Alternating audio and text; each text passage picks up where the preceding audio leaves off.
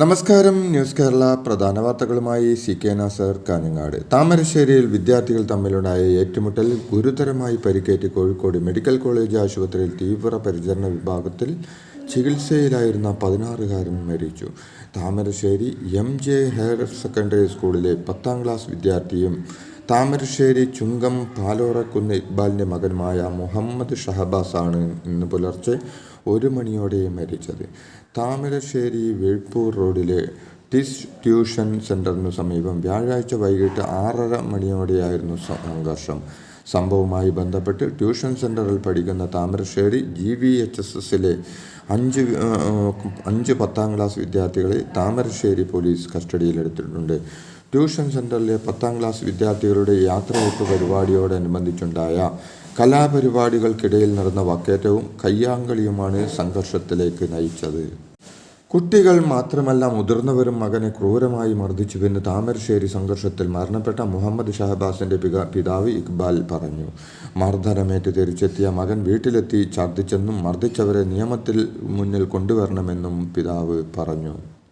കൊല്ലം മൺറോത്തുരുത്തിൽ മധ്യവയസ്കനെ 21-കാരൻ വെട്ടിക്കൊന്നു. മൺറോത്തുരുത്ത് സ്വദേശി സുരേഷാണ് മരിച്ചത്. ഇന്നലെ വൈകിട്ട് 7:30ഓടെയാണ് സംഭവമുണ്ടായത്. സുരേഷിൻ്റെ വീടിന് സമീപത്തുള്ള അമ്പാടി എന്ന യുവാവാണ് വെട്ടിയത്. ഇയാൾ ലഹരിക്കടിമയാണെന്ന വിവരം പുറത്തു വരുന്നുണ്ട്. സമീപത്തെ ക്ഷേത്രത്തിൽ ഉത്സവാഘോഷ പരിപാടി നടക്കുന്നതിനിടെ അവിടെ പ്രശ്നമുണ്ടാക്കിയതിന് പിന്നാലെ റെയിൽവേ ട്രാക്കിലെത്തി ആത്മഹത്യയ്ക്ക് ശ്രമിച്ച അമ്പാടിയെ രക്ഷിച്ച് വീട്ടിൽ കൊണ്ടുപോയത് കൊല്ലപ്പെട്ട സുരേഷ് അടക്കമുള്ളവർ ചേർന്നായിരുന്നു. എന്നാൽ വീട്ടിലെത്തിയ ഉടൻ അമ്പാടി വെട്ടുകത്തി ഉപയോഗിച്ച് സുരേഷിനെ വെട്ടുകയായിരുന്നു. സെക്രട്ടേറിയറ്റിന് മുന്നിൽ ആശാവർക്കർമാർ നടത്തുന്ന സമരം ഇന്ന് 20 ദിവസത്തിലേക്ക് കടന്നു. അതിനിടെ ആശാവർക്കർമാരുടെ സമരത്തെ നേരിടാൻ സർക്കാർ പുതിയ ഹെൽത്ത് വോളണ്ടിയർമാരെ തേടി NHM station mission director circular ഇറക്കി. ആയുഷ്മാൻ ഭാരത് ഹെൽത്ത് സ്കീമിൽ പുതിയ വോളണ്ടിയർമാരെ കണ്ടെത്തി പരിശീലനം നൽകാനാണ് നിർദ്ദേശം. ആശാവർക്കർമാർ സമരം തുടർന്നാൽ ബദൽ സംവിധാനം ഒരുക്കണമെന്ന സർക്കുലറിന് പിന്നാലെയാണ് പുതിയ നിർദ്ദേശം. സർക്കാർ നീക്കം അനുവദിക്കില്ലെന്നാണ് ആശാവർക്കർമാരുടെ പ്രതികരണം. ആശാവർക്കർമാരോട് CPMന് ശത്രുതാപരമായ നിലപാടില്ലെന്ന് പാർട്ടി സംസ്ഥാന സെക്രട്ടറി MV ഗോവിന്ദൻ പറഞ്ഞു.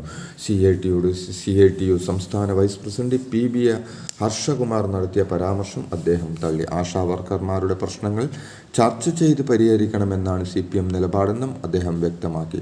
CITU നേതാവിൻ്റെ അധിക്ഷേപം ശരിയല്ലെന്നും വിമർശിക്കാൻ മോശം പദങ്ങൾ ഉപയോഗിക്കേണ്ട ആവശ്യമില്ലെന്നും നല്ല പദങ്ങൾ ഉപയോഗിക്കാമല്ലോ എന്നും അദ്ദേഹം ചോദിച്ചു. സംസ്ഥാനത്ത് ഉയർന്ന താപനില മുന്നറിയിപ്പ്. ഇന്നും നാളെയും കണ്ണൂർ ജില്ലയിൽ ഉയർന്ന താപനില 39